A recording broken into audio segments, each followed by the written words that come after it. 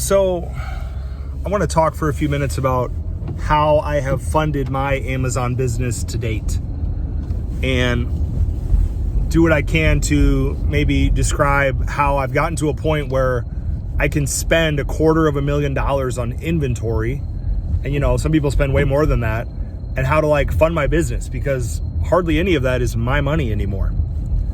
I started on Amazon, I think honestly, I started with just used books that were already in my house. I took textbooks from my college days and started my seller account and started with an individual account and just sort of scanned the ones that seemed like I scanned all of them, but the ones that seemed like they were good, I just used the Amazon seller app.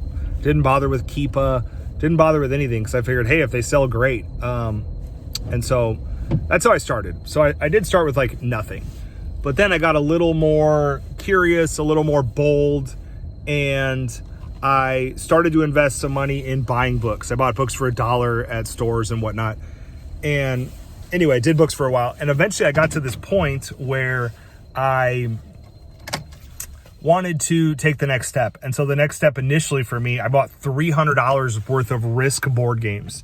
And that was just with my own money. And that was great. That was a step for me to try the next thing, to take a risk, it felt like. And I did, and those sold fine.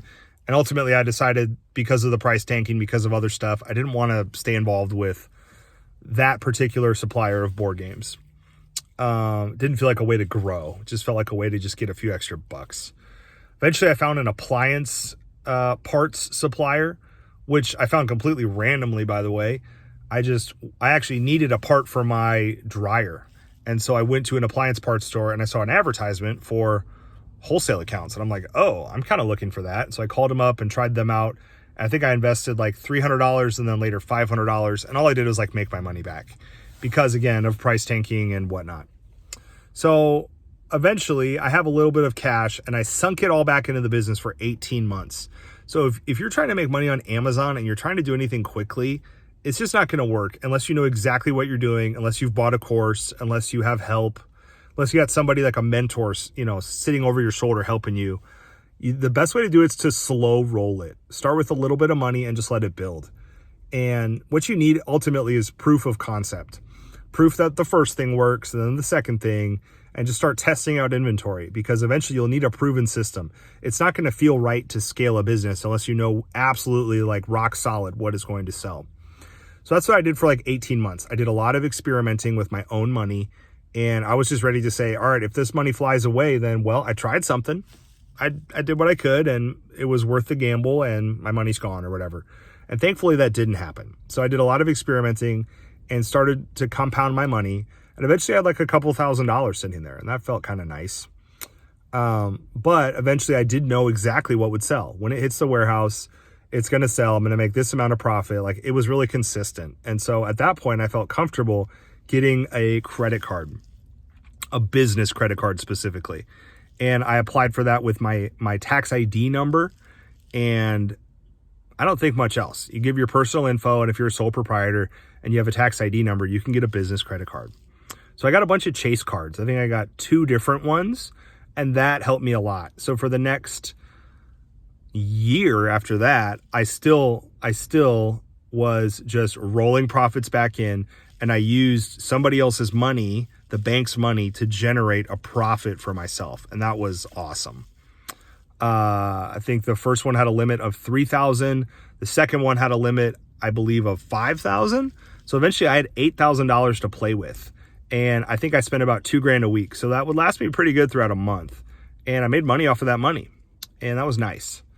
And eventually I got to a point where I was able to consistently and in a stable way make money off of products that were proven. And so the next thing I decided to do was get more credit cards. I had personal ones in my name, business ones. My wife took out some in her name. And I just started to get a system down, and I started to have all my cash flow issues be solved by having all these different cards. At one time last year, I think I had 8 different cards, all with a limit of, I think, anywhere from $1,000 to $12,000. And I just consistently was spending all of them. And that helped me to sort of get to this point where I was stable enough, big enough that I could start actually taking a profit. And I started taking, I've taken money here and there for the entire time. I've needed car repairs. My kids broke a TV in my basement. I bought a new TV. I've bought a laptop. There's things that have come up for the business or just in my personal life that I decided that, yeah, I need to spend money on this. Now, as much delayed gratification as you can afford is the right way to go.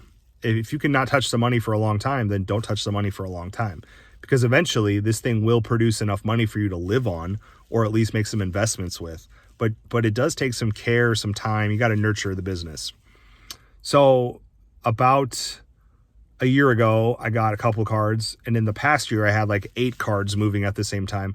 And now I think I'm down to 3. I just have 3 that I use. I use an Amex Blue card, and that one is awesome because you can spend above your limit. So the limit started at $3,000. I put like $10,000 on it, paid it off within a month because it's not 0% on the balance above your limit. You have to pay that off quickly. So I do that, and that helps me a lot. I have a Spark card, Capital One Spark card, and I have a Bank of America card. So on those 3 cards, the spend is about $11,000.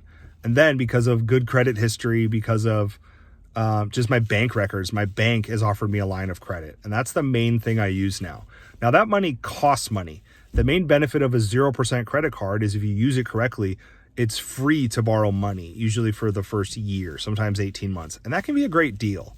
That's a great way to start. And what you want to do in that year, obviously, is get enough traction, get enough credit history that it does make sense for like an institution, a financial institution, to lend you money. And usually that money costs money. So for every $10,000 that I borrow from my bank, I have a 2% factor rate. So I don't have 0 APR. It doesn't cost 0 to borrow money now. It costs 2%.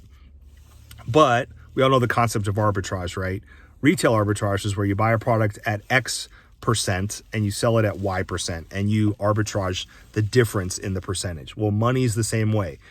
You have to play the arbitrage game with your bank account as well. If I borrow money at 2%, well, I better be making 17% on it and keep the 15. So it's okay to pay back 2 if I'm making like 15 on it, right? And obviously there's a percentage. If you make a low enough percentage, you don't want to borrow money that costs money. But I do because it is worth it. So that's sort of where I'm at now. That's how I funded my business. And I'd be curious to know if any of you guys have had a similar experience. I don't think there's a way to scale to a certain point. It takes too long to compound $100 or $400 or whatever that you are initially investing to grow at the rate you'd like to without borrowing money. So I do think at a certain point it's inevitable. So that's how I've done it. I'd be curious to know if anybody's watching this, how have you done it? If this has been of value to you, like, subscribe, hit the bell for more, and I'll see you next time.